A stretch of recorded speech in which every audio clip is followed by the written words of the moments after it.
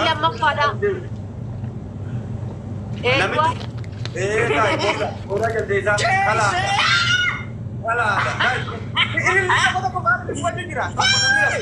Bola kana narakan. Na'latullahi alayki ya kal. Ya kalb anta. Ya kal. Jalde sa bare da makka tu gorilla to. Eski saya wala. Sakit ya wala. Ana ma wajhi wallahi akada fukka tunju. Girgidar mata sita ko ba screenshot nu ko. Abo la. Abo screenshot ngorim billahi wa nabi.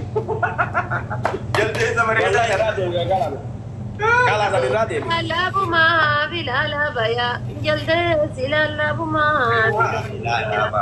Arke silunga tu ya bala.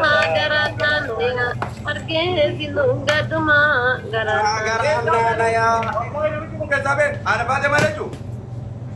Langsung dah. Ini sudah. Kita tidak mami ya kita. Nah, nong gua nak apa ya ke kalau tu nakas. Ma ini dia ilmu mana mati ni kita kesat tu. Ambulance kaisa no hol kidi. Sila sajirta ti bro. Sumale jirta. Ani makka jiru tidi sidura kaisa nu de bechi bodo jazo lagi de kaisa de.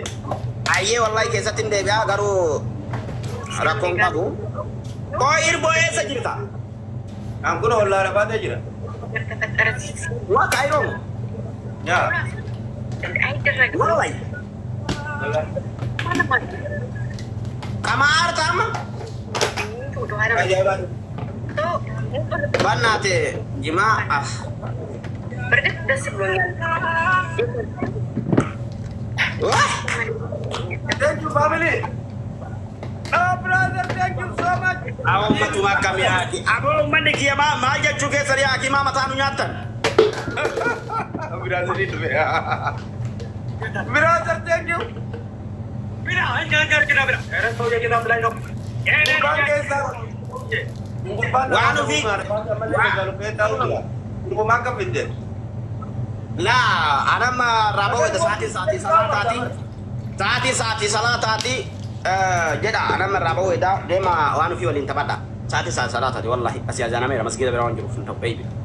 Sebagai bagian Saudi jira. Karena saat itu kah, betul? Asi salat ya gimana? Kagak Ada nara. cuma amma sebenarnya. Di buanu fi ka bajimale salata kana akka azanan inda fe wada de ko paye egu namar ba sabe jalat wallahi salatu mi yona te jima ka mu male saati kana Saan kayaknya orang mazhab udah tuh kota deh, kan? Amma kuno dua kayaknya. asi tanashi da wallahi asi sa tanashi azana me jira sirong kapana saati Yang jalan. akka si kelas najira rabo itu ora bula daga gasin jenna wanu fi salat rabbi salat rambu ini Dulu ni cibang. Dia nama masjid kerja usin. Wego kada. salat wallahi hayu da manam ya Kuruja pas mana jawara jangan kayaknya kuruja jawara bausan. Korban to kok. walau magalati salat rabbi amana sini tato untuk ko tati sinjala Kali tuh. wish